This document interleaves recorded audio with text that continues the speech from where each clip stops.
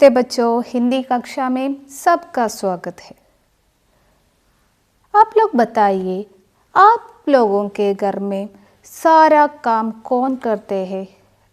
आपकी माँ अकेले करता है क्या? क्या आप उनकी मदद करते हैं? हाँ या नहीं?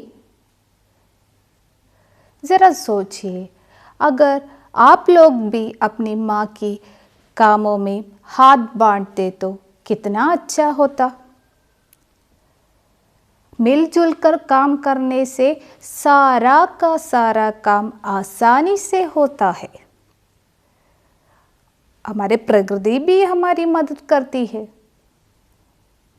एक दूसरे की सहायता करने से मन को खुशी भी होती है और उनका जो काम है वो जल्द से जल्द निपटा जा सकता है। आप लोग भी अपनी कक्षा में कई काम ऐसे हैं जो हम मिलकर करते हैं ना। इसमें अध्यापक भी आपके साथ आते हैं, हमारे जो दोस्त है वो भी उसमें शामिल होते हैं। तो बच्चों, हम कक्षा में भी बहुत से ऐसे काम मिलकर करते हैं। जैसे कक्षा बोर्ड के लिए कुछ न कुछ कोई न कोई बनाकर ही लाता है, और आपके जो स्कूल में कुछ त्योहार हो तो उसको हम मिलकर, उसका सारा जो काम है वो मिलकर बांटते हैं। और प्रोजेक्ट बनाते समय भी हम मिलकर ही करते हैं ना। ऐसे ही एक आशय है इस कविता का। अशोक चक्र जी का कोयल का सितार कविता अब हम पढ़ेंगे। देखें, कोयल का सितार। बढ़ई ने काटी पेड़ से लकड़ी, फिर लुहार ने खींचे तार। सूखा तोंबा पेटा किया खोखला, तीनों चीजें हुई तैयार। 7 तार लकड़ी में लगाए, नीचे तोंबा जोड़ दिया।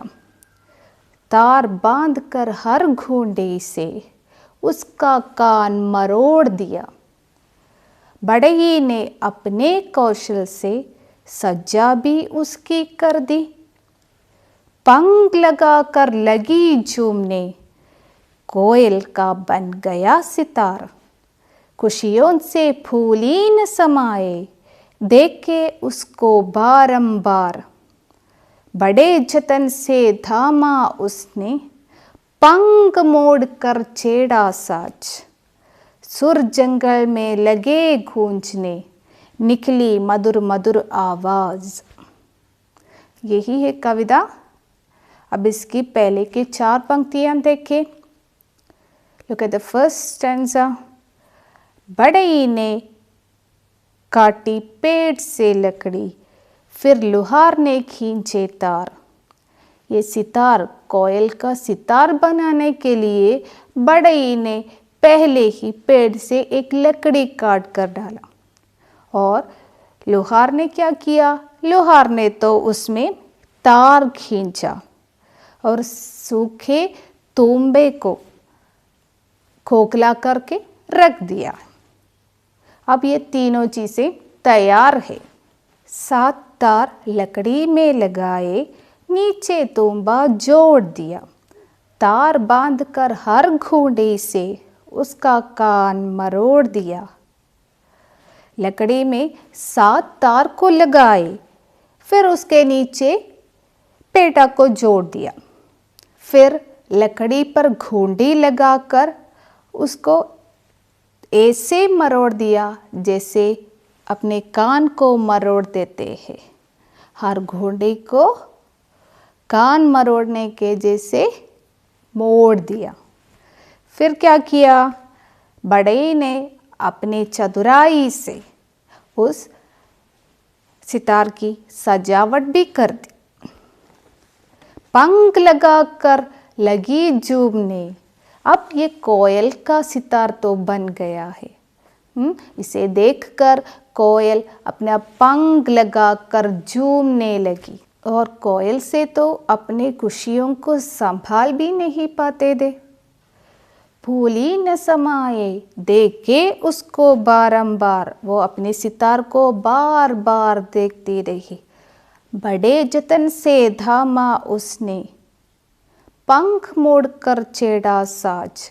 वो बड़े प्रयत्न से उस सितार को अपने हाथ में लिया और छेड़ा।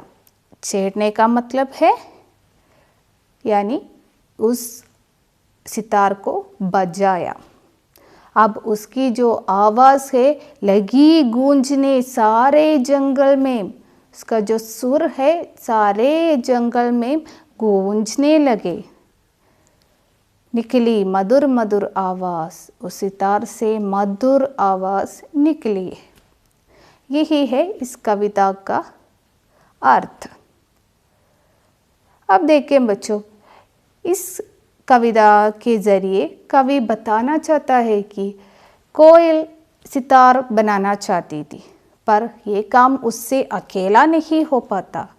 इसके लिए बढ़ई, लुहार, इन लोगों ने कोयल की मदद की। इससे एक सुंदर सा सितार जल्दी से बन भी गया।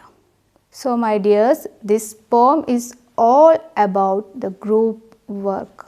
The message in the poem is how everyone in the society extends a helping hand to give a final touch to a task.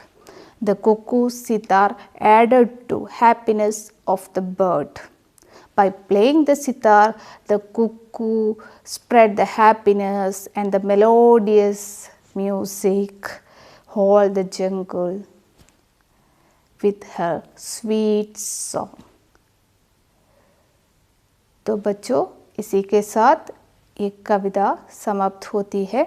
धन्यवाद।